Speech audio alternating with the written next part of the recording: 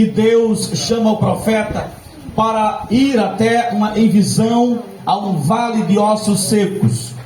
E o texto sagrado diz em Ezequiel 37 que Deus vive uma experiência com o profeta vive uma experiência com Deus. Naquela oportunidade de Ezequiel 37, do vale de ossos secos, ele profetiza, e ali Deus faz com que o que estava morto voltasse a reviver.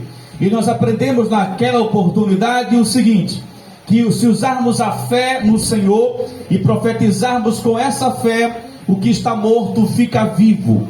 Mas a Bíblia diz que Deus vai mais além com o profeta e mostra em visões outras realidades do céu. E eu começo a compreender, Lidiano, que é mais importante, não que aprender de Deus, que ler a Bíblia não seja importante. Aliás, nós temos que ler a Bíblia, mas é muito mais importante você viver experiências com Deus. Se você unir a leitura da palavra com a experiência única mesmo com Deus, você é uma pessoa diferente. Alguns até conhecem a palavra, mas nunca viveu uma experiência com Deus. Esse profeta Ezequiel, ele está cheio de experiências celestiais, e uma delas aqui no capítulo 38, 39, é uma missão que ele tem com Deus, aonde Deus diz assim: assim diz o Senhor Jeová, eis que eu sou contra ti, ó Gog, príncipe e chefe de Meseque e de Tubal. Eu te farei voltear e porei 6 anzóis e te farei subir das bandas do norte e trarei aos montes de Israel. O que Deus está revelando ao profeta Ezequiel é uma ação de repreensão contra um povo que se chamava Gog. Esse povo, assim como os filisteus na época dos juízes, esse povo aqui era um povo determinado em destruir o povo de Israel. E quando esse povo estava determinado a destruir o povo de Israel, Deus usa o profeta para dizer a este povo que o Senhor estaria determinado em destruir esse povo que queria acabar com a igreja, acabar com o povo de Deus. Mas de fato, quem é Gog? Gog, nós observamos em Apocalipse, por exemplo, que Gog é a família de Noé desviada. Quando Noé, ele venceu o dilúvio com a família dele, as águas baixaram e ali começaram a criar geração de Noé. E aí veio Sete, veio Cã, veio Caim, veio Abel. E o texto diz em Gênesis capítulo 10, faça silêncio, Gênesis capítulo 10, o quê? Que o texto diz que ali em Gênesis 10, nós observamos que havia ali o sobrinho, na verdade não foi sobrinho, foi o neto de Noé. Este neto tem o nome de Gog. E este homem aqui já está desviado dos caminhos de Deus.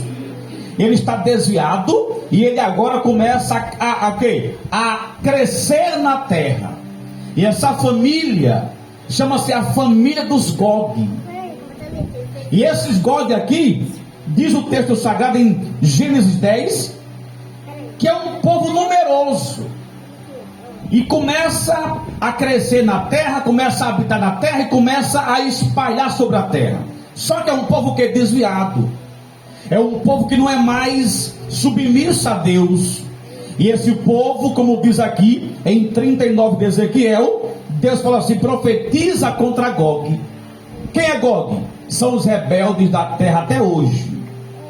Os rebeldes da terra até hoje, que é contra a igreja, que é contra a doutrina da palavra, que discorda do evangelho, que discorda do pregador, que não está em concordância com a palavra, que acha feio as coisas das igrejas, que não admite ser submisso a Deus, que não mais respeita a Bíblia, acha que é um livro normal, comum. São palavras que entristecem o coração de Deus, que saem da boca de quê? De pessoas que fazem parte desse povo, dessa nação, que é da família de Noé, mas hoje é desviada. E esse povo que é desviado, acontece duas coisas com ele no futuro. O quê?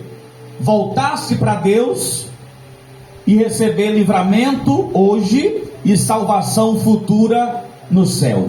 Ou a seguinte afirmação, que é a segunda opção: o povo que é de Gog tem o segundo resultado. Qual é? Ser destruído por Deus. É aquela coisa, ou a pessoa que se revolta contra Deus se volta para ele de novo, ou será destruído.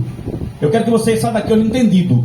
O rebelde na terra, todo aquele que se rebela contra Deus, certamente dois caminhos ele o que seguirá. Primeiro, fará uma aliança com Deus de novo. Segunda opção, será destruído. E aí a decisão não é das pessoas, a decisão não é da religião, não é do pregador, não é sua decisão. A decisão é de quem? É da própria pessoa. O sujeito unicamente, individualmente, fará o quê? Ou terá uma decisão própria, pois ninguém vai salvar o outro. Nós buscamos em Cristo a salvação, mas é algo individual. O texto diz em Ezequiel 39 que Deus vai colocar o quê? 6 anzóis, e vai puxar como o quê? Como puxa o quê? Um pescador puxa um peixe no anzol. Não te preocupeis com os inimigos da terra, contra a igreja que levantou-se. A Bíblia diz em Isaías que a vingança é de Deus. Quando o texto diz, pastora, que Deus vai puxar Gog pelo anzol, sabe o que isso representa? Que Deus vai tirar as forças daquele que representa o inimigo da igreja. O inimigo da igreja, meu irmão, não é só aquele, Félix, que está, por exemplo, usando uma pessoa quando está endemoniada, não. Que o pastor vai orar, e aí se manifesta e vai orar, e quem está aí? Exemplo, tranca a rua. O que você quer? Trancar a igreja. Não é só demônio que se manifesta. O inimigo da igreja também é, entre outros atributos, aquele que contraria a doutrina, aquele que discorda da doutrina, aquele que não recebe a pregação verdadeira, aquele que concorda com os erros mundanos e desaprova a santidade eterna, aquele que tem qualquer justificativa para dar, para não concordar com a palavra. Tudo tem uma explicação, tem um argumento, para não ficar por baixo da palavra. Aquele que está oprimindo o irmão que está orando e buscando, e abre a boca e diz assim: você é fanático. Eu nem sou fanático e tenho um Deus também. Você é religioso demais, para que isso? Se opondo contra a igreja. É aquele que abre a boca e diz assim: é muita igreja, em qualquer lugar tem uma igreja agora, virou comércio. Isso aí é uma boca do diabo, porque o diabo quer que você não traga a oferta para o crescimento da obra, para dar onde? No bordel, no pagode, na cachaça. Que você pega o seu dinheiro que você suou e trabalhou e compra galinha preta e velha preta e vai gastar onde? Na macumba, para dar Satanás. E aí o diabo diz assim: é muita macumba. Diz não, mas é muito culto, é muita igreja. E aí é muita cachaça. Diz não, beba, hoje é sexta, sextou. Graças a Deus que Deus me levantou para pregar a verdade. Graças a meu bom Deus. E aí, o que Deus tem para essas pessoas? Uma promessa, duas promessas. Primeira promessa: arrependimento, libertação e salvação. Mas se não quiser, Deus vai puxar pelo anzol. E aí, quem somos nós para dar uma de misericordioso, de bondoso? Quem somos nós para dizer assim: mas quem sabe é Deus, né, irmã? Ele sabe mesmo, já disse, que ou se arrepende, ou chama pelo anzol. Se você for, não é muito não, só um pouquinho, no Novo Testamento, você vai ver que em várias oportunidades, aqueles homens que tinham mandato de rei, exemplo, rei Herodes. O rei Herodes era um homem de liderança, de popularidade. Sim, e daí? E daí? É que ele quer misturar as coisas. Ele é um homem de liderança, de popularidade, porque quer mandar na igreja, aí não pode. E quando ele quer mandar na igreja, Deus abateu aquele homem. Porque uma coisa é você mandar na terra, no patrimônio, é você mandar no cartório, na delegacia, na cidade, mas no céu quem manda é Deus. E aí Deus se manifesta, e agindo ele ninguém pode impedir. O texto diz que Gog está na terra. Gog é uma nação rebelde. Gog é um povo que tem o que? Uma autoridade. E há quem diga, Jerusa, há quem diga que essa autoridade é política. Há quem diga que Gog, os seus príncipes, são presidentes de países que não aderiram ao cristianismo. Há quem está entendendo? Eu também estou. Há quem diga que esse tal de Gog é um povo da Europa, da Espanha, que antigamente as igrejas espanholas eram cheias de crente e hoje é vazia. Hoje, como se diz, e um culto da Espanha é como se fosse um cemitério, um ar de tristeza, um ar de paganismo, um ar de rebelião e de vazio espiritual. É só um prédio bonito com ar-condicionado, mas não tem uma alma penada que diga aleluia nem glória a Deus. Porque no país da Espanha, da Itália, no Oriente Médio e daí por diante, meus irmãos, e tantos outros países asiáticos, a glória é para os animais, a glória é para os bichinhos de estimação e não para Deus. A Bíblia diz que Gog é uma nação poderosa, recheada de príncipes e chefes. São poderosos? São. Mas todo joelho se dobrará. O texto diz em Isaías que não adianta querer misturar as coisas. É príncipe? É. Mas Deus é o Todo-Poderoso. Então Deus vai o que? Puxar pelo anzol. Vai trazer aos montes. Verso 3. Vai tirar o seu arco da mão esquerda e vai cair das suas flechas da mão direita. Olha só o que Deus promete fazer. Aldair vai tirar da mão esquerda o arco e vai tirar as flechas da mão direita desse tipo de povo aqui valentão. Ou seja, Deus vai desarmar o inimigo da igreja. Glória a Deus. Deus vai desarmar o valentão da igreja. Deus vai desarmar aquele que quer fechar a boca do profeta porque zoa muito. Aliás, eu postei no meu canal da igreja, né, hoje cedo, aonde um vídeo, aonde um pregador, um pastor de rua. O que é pastor de rua? É aquele que não tem chamado para cuidar de rebanho assim. Ele prega na rua. Não é que ele é mais ou menos do que os outros, é só chamado dele. E aí pregando na rua em São Paulo, aonde São Paulo o barulho é muito grande, som e tal, ninguém diz nada, mas o barulho do culto aí incomoda. E aí dois homens que eu acredito ser da família de Gog aqui, ou seja, é dos troncos velhos de Noé, que se desconverteu, está tudo indo para as trevas, põe a mão, ou melhor, o dedo na cara do pregador na rua, na Avenida Paulista, né? E aí diz, olha, aqui é muita zoada aqui, ó, ô pastorzinho aí, ó, que nem sabe ler, você é um burro, tá? Leia mais a Bíblia para pregar, você é um burro. E aí põe a mão na boca do pregador. Eu consigo entender uma coisa, que o barulho do pregador na rua, a caixinha de som pequena, não era barulho para incomodar ninguém não. Aliás, Era uma bênção você numa rua cheia de calor, de zoada, ouvir Deus falando. Aleluia! É porque não tinha Anitta zoando na rua, de rua em rua, gritando seminua, que esse homem ia ficar, oh, funk bom. Aí o culto incomoda. Me engana que eu gosto. Glória a Deus! Me engana que eu faço cara de maluco. Fecha o olho e abre o outro. Estou vendo nada, não sei de nada, mas Deus revela que não é o barulho que incomoda o culto aqui no vizinho, na vizinha. Não é. É porque falamos de Deus. E preste atenção.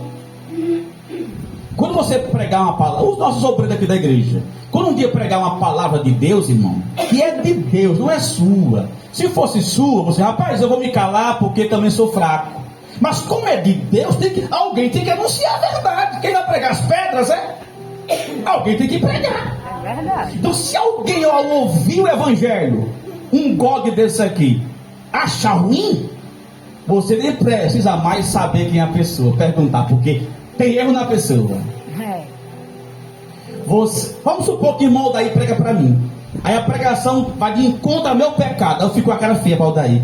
Pronto. Aldair nem precisa mais saber quem eu sou. Ele vai dizer, rapaz, já sei. Se eu preguei contra o pecado e o irmão Cassime está doendo, então ele tem um pecado escondido. Pronto, descobriu agora. Porque quem não dá, não tem. É você ouvir, glória, você com a cara feia. É porque tem esse pecado e machucou na ferida. Quem não deve, não teme. Eu digo sempre, eu prego a verdade, porque eu não tenho rabo preso com ninguém. Meu compromisso é com a Escritura Sagrada. Aleluia, Jesus, glória a Deus. Meu compromisso é com a tua vida espiritual, porque eu vou prestar contas a Deus da sua alma. Mas entenda, alguns pregam errado por... Eu entendo, porque pregar não é fácil, tem que Deus dar direção. Mas alguns falam assim, eu vou dar conta de dar as almas a Deus. Peraí, calma. Esse dar conta da alma a Deus, sabe o que é isso? Eu vou ter que responder a Deus no que se refere a pregar e ensinar o caminho certo. Entenda isso? Para naquele dia falar assim, eu preguei, pai, mas ele não quiser. Aí querer ou não é com vocês. Dar conta das almas a Deus. É isso, Senhor, foi pregado, foi anunciado. Agora a decisão de querer praticar e viver o evangelho aí não é minha, é dos irmãos que vão querer ou não. Porque senão, como é que eu vou dar conta de alguém que nunca teve nada com Deus? Então a culpa não é minha. Verdade. Agora, como é a culpa minha? Se eu não anunciar a verdade bíblica, deixar os irmãos ficar à vontade para dar uma de amoroso. Porque quando é muito liberal, não diz nada, não é chato, é amoroso. Ele me ama tanto que não diz nada comigo, me deixou à vontade. Amor, é não irresponsabilidade. Quem ama, cuida. Aleluia. A Bíblia diz, irmãos, que esse povo aqui, ele vai ser atormentado por Deus. É pouco. Puxar pelo anzol, é pouco. Vai desarmar, vai.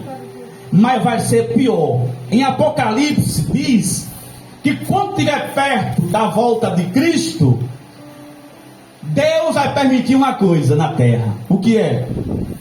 Que esse povo chamado Gog, pastora, vai invadir Jerusalém.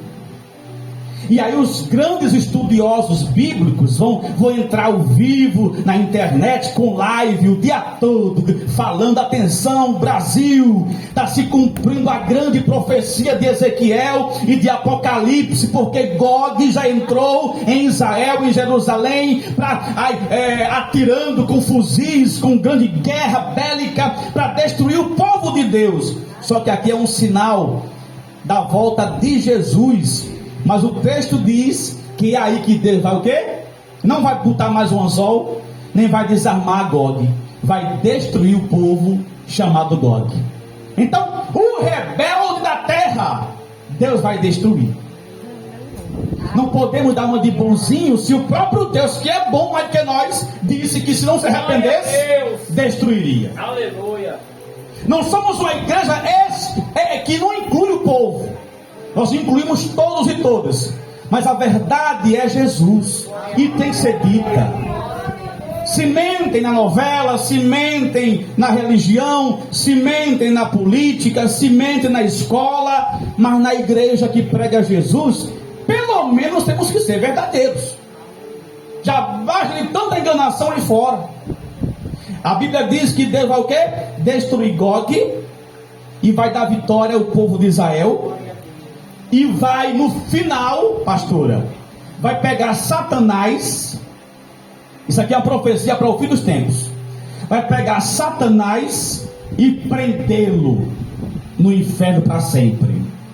O inimigo, pastora, ele está solto aí, perambulando, matando, roubando, destruindo. É bem certo dizer que alguém diz assim: não foi o diabo, não, foi porque ele é muito ruim mesmo. É tão ruim, eu sei o pecado dele, é tão grave que atrai o mal, que é o diabo. Mas o diabo é o criador de toda a maldade, e quem aceita ele em sua vida, aí pratica as obras do quê? Do mal. Ainda diz assim: não, quem sabe meu coração é Deus, sabe mesmo que é mal, porque as obras é quem diz como é o seu coração. Ninguém pode julgar o irmão Aldair, não. Quem sabe é Deus, sabe mesmo. Mas se você olhar para Aldair, se pratica maldade, diz que o coração dele é maldoso. Porque quem pratica maldade não pode ter o coração bom. O coração já foi julgado já. Basta ver o que? As árvores pelo quê? Pelos frutos. Então diga assim: eu não posso dizer que a irmã Rosa é a pessoa má. Quem sou eu? Quem sabe é Deus, né? Não. Pela vida dela eu sei quem é Rosa. É só ficar só assim, ó, parar a boca, ficar só observando assim, sabe? Peraí, matou quem? Um gato, certo. Roubou o quê? O banco, certo. Aí ele mexeu com ele, não, então pronto, é uma pessoa má, porque as obras vão dizer quem eu sou. Não basta eu entrar no coração, não. Deus é quem sabe do coração. Mas se eu pratico maldade, ruim eu sou. As obras que eu pratico vão me o quê? Me condenar ou não. Quem está entendendo? Não tem como, pastora. Um lugar que está jorrando água, jorra água doce e água amarga não. Ou você é de Deus ou você não é. E o texto fala que Deus vai jogar o quê? Satanás nas trevas eternas. Porque está solto hoje na terra, perambulando, matando, roubando, destruindo. Satanás está aí. Ele sentou na cadeira, pastora, do Senado, da governadoria. Ele está comandando muitos países aí, assinando o papel no lugar do homem. E o homem fica assim: é verdade, aqui é bom para nós. É não, é contra Deus. Então todo aquele que é contra Deus veio de Gog. E quando Satanás foi enviado para o quê? Para as trevas eternas, aí quem vem? Jesus, para buscar um povo que venceu Gog, que venceu Satanás, em nome de Jesus. Aplauda o Senhor.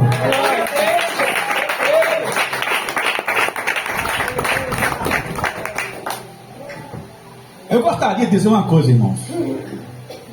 Eu não prego perfeição. Senão até eu estava morto já. Quem é perfeito aqui? Ninguém. E eu nunca disse que é perfeito, não. Nunca disse não. Botaram para na boca, não. Nunca disse isso, não.